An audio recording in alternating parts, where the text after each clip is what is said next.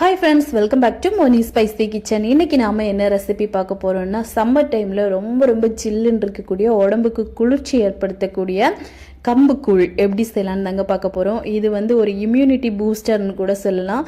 இந்த கம்பில் பார்த்தீங்க அப்படின்னா அதிகமான சத்துக்கள் இருக்குது. அதாவது fibre, protein, iron, calcium, potassium இந்த மாதிரி அதிகமான சத்துக்கள் இருக்குது. ஹார்ட் பேஷண்ட்டுக்கு, அதுக்கப்புறமா சுகர் அதிகமாக இருக்கிறவங்களுக்கு சுகரை கண்ட்ரோலில் கொண்டு வர இந்த மாதிரி நிறையவே பெனிஃபிட் இந்த கம்பில் இருக்குது. முக்கியமாக வெயிட் லாஸ் பண்ணுறவங்களுக்கு ரொம்ப ரொம்ப பர்ஃபெக்டான ஒரு ரெசிபியும் கூட.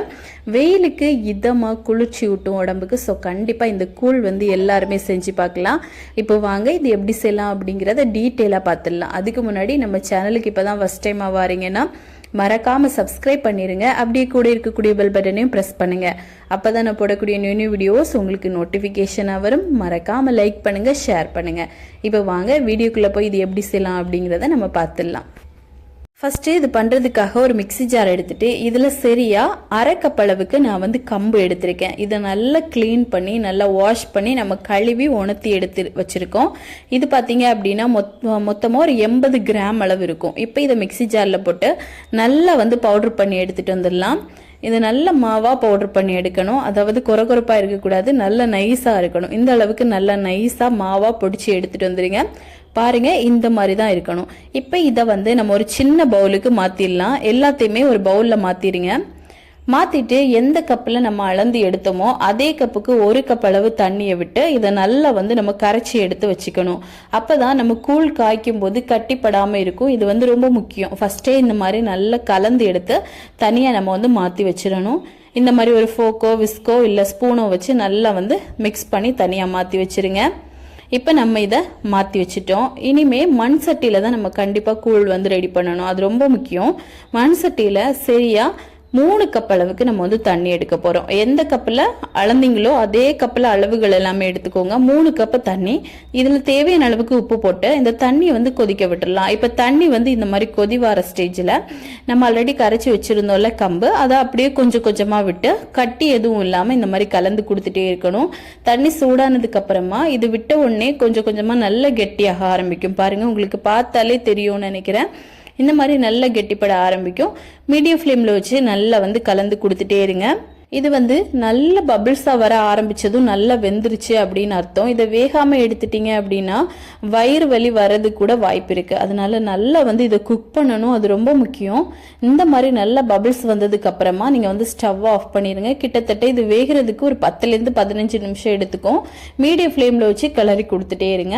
இப்போ பாருங்கள், அவ்வளோதான். இதை மூடி வச்சு ஒரு 2 மணி நேரம் அப்படியே விட்டுடலாம். 2 மணி நேரம் கழித்து நம்ம ஓப்பன் பண்ணும்போது இது இந்த அளவுக்கு நல்லா கெட்டியாக இருக்கும். உங்களுக்கு பார்த்தாலே தெரியும்னு நினைக்கிறேன். கொஞ்சம் ஜெல்லி ஸ்டேஜில் நல்லா கெட்டியாக இருக்கும்.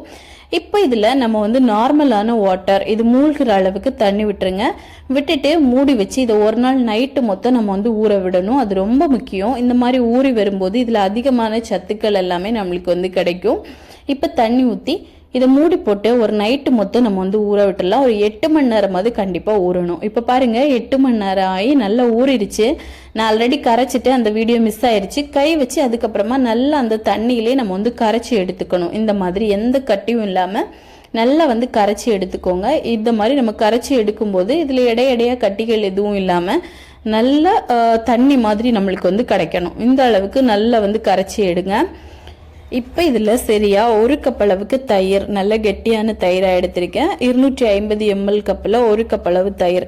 இதை விட்டுட்டு இதையும் சேர்த்து நல்லா நம்ம மிக்ஸ் பண்ணி எடுக்கணும். தயிர் இல்லை அப்படின்னா நீங்கள் மோர் கூட சேர்த்துக்கலாம். உங்களுக்கு எந்த அளவுக்கு தண்ணியாக வேணுமோ நீங்கள் அந்த அளவுக்கு எக்ஸ்ட்ராவாக மோர் மாதிரி கரைச்சிட்டு கூட சேர்க்கலாம். நம்ம 1 கப் அளவுக்கு தயிர் சேர்த்துருக்கோம். இந்த தயிர் பார்த்தீங்க அப்படின்னா கொஞ்சம் புளிப்பான தயிராக தான் இருக்கணும்.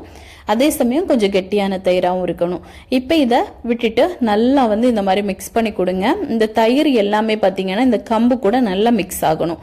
அதுக்கப்புறமா தேவையான அளவுக்கு உப்பு பார்த்துட்டு நம்ம போட்டுக்கலாம். ஆல்ரெடி நம்ம கம்பு வேக வைக்கும்போது கொஞ்சமாக போட்டிருந்தோம். மறுபடியும் தயிர் எல்லாம் சேர்த்துருக்கனால தேவையான அளவுக்கு நம்ம உப்பு போட்டுக்கலாம். உப்பு போட்டுட்டு நல்லா மிக்ஸ் பண்ணுங்க. இப்போ நம்மளுக்கு சூப்பரான கம்பு கூழ் ரெடி ஆயிடுச்சு.